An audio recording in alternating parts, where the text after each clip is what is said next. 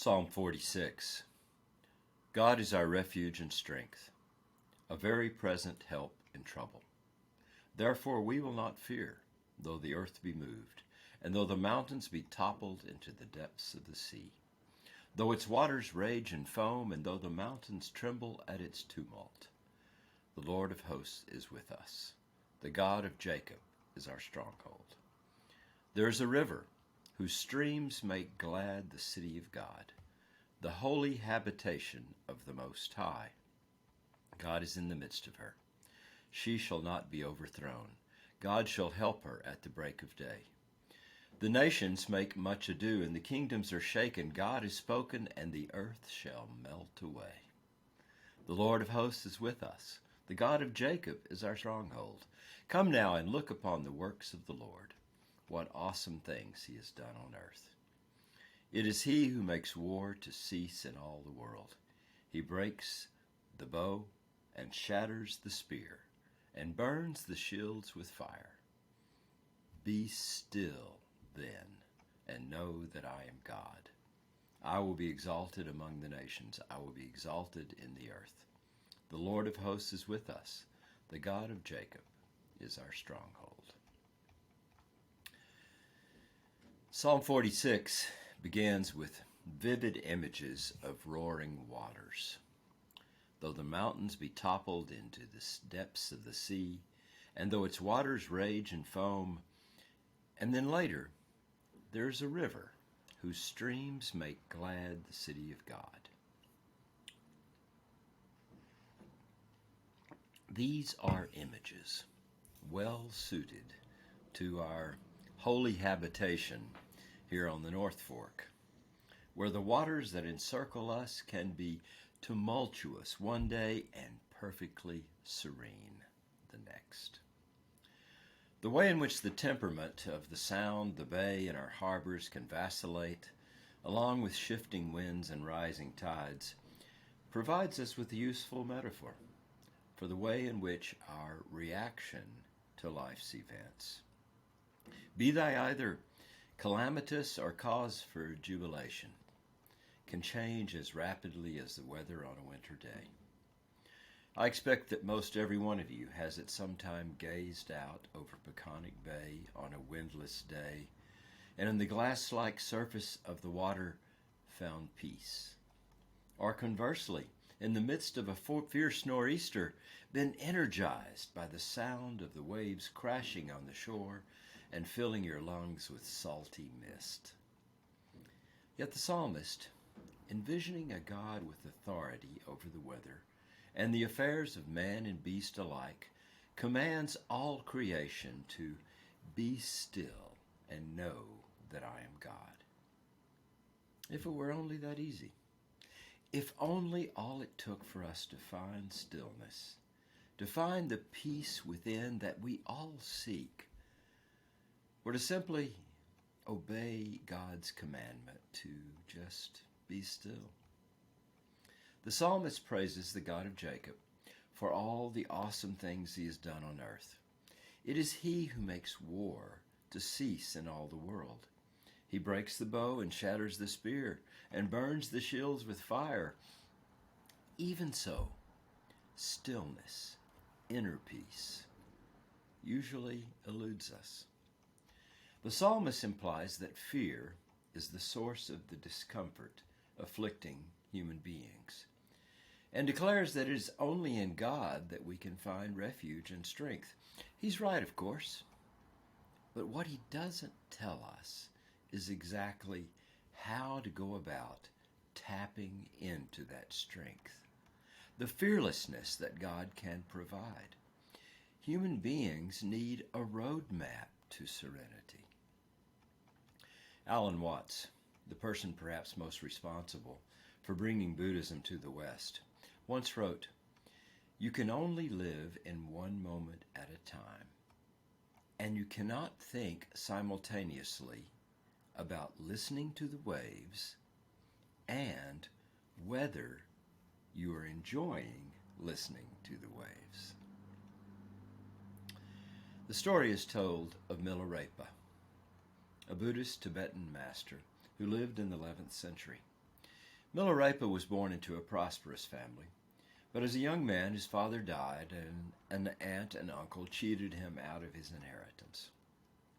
His mother urged him to study the dark arts in order to exact revenge. He did so, and many people died and suffered because of his evil sorcery.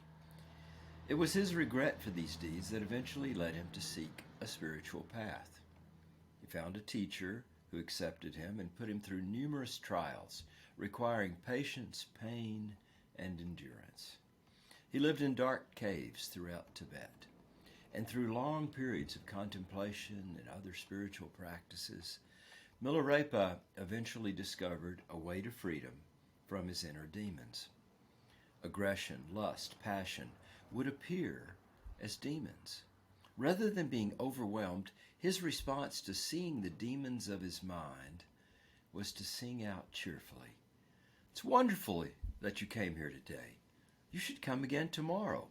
We should talk." He had learned from his years of practice that if you run away from the demons, fight them, fear them, that it just feeds them. So he would invite them for conversation. But on one occasion, his cave was filled wall to wall with demons. He invited them to talk as he had done in the past, made them tea, and some of them left, but some refused to leave. So he looks deeply into the eyes of each demon and bows, saying, "It looks like we're going to be here together. I open myself to whatever you have to teach me." In that moment, all the demons disappeared, except one. A single, enormous, and especially fierce demon, with flaring nostrils and dripping fangs, remained.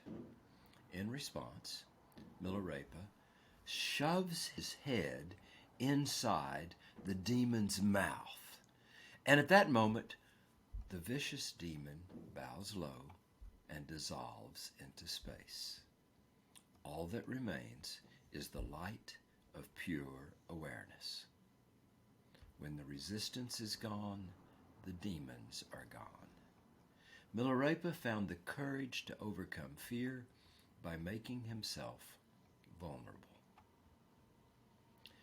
Our conditioning as human beings, when we are vulnerable, is to do anything but put our head in the demon's mouth. We try to avoid, defend, fight. But it's possible, instead of resisting, to remain open. It is possible, instead of running away when you are vulnerable, to instead stay and invite the demons to tea. That takes real courage to stay vulnerable, letting go of plans, expectations, control, to give and receive love. It takes courage to be open to the unknown. That's the kind of courage that will enable us to overcome fear in the most devastating circumstances. When, as the psalmist assured us, though the earth be moved, and though the mountains be toppled into the depths of the sea. But how is this done? I don't usually do this, but let me offer a bit of practical advice. A roadmap, if you will. Steps that can enable you to let go of fear. The first step is noticing. Bring your fear into the level of awareness. If you don't notice your fear, there's no possibility of letting go of it. You must first identify your resistance to the demons that torment you. The second stage is feeling.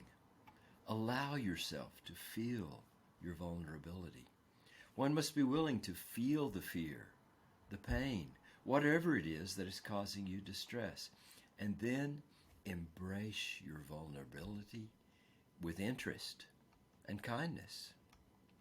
And then third, there's responding. Respond to your fear with wisdom, with the heart, not by fleeing, but by standing face to face with whatever it is that you fear. In an early book about St. Augustine and love, Hannah Arendt examined the paradox of how to love and live with fear, writing, "Fearlessness is what love seeks. Such fearlessness exists only in the complete calm that can no longer be shaken by events expected of the future. Hence, the only valid tense is the present, the now." I was so drawn to a little picture book by Charlton McKeesey called The Mole, the Boy, the Fox, and the Horse that I sent it to my grandchildren as an Advent present. It's a treatise on how to live not without fear, but with it, and how fear can be a stepping stone toward kindness and beauty. The mole asked, "What do you want to be when you grow up?" "Kind," said the boy. The mole said, "Most of the old moles I've known wish they had listened less to their fears and more to their dreams." "What's the bravest thing you've ever said?" asked the boy. "Help," said the horse. Imagine how we would be if we were less afraid.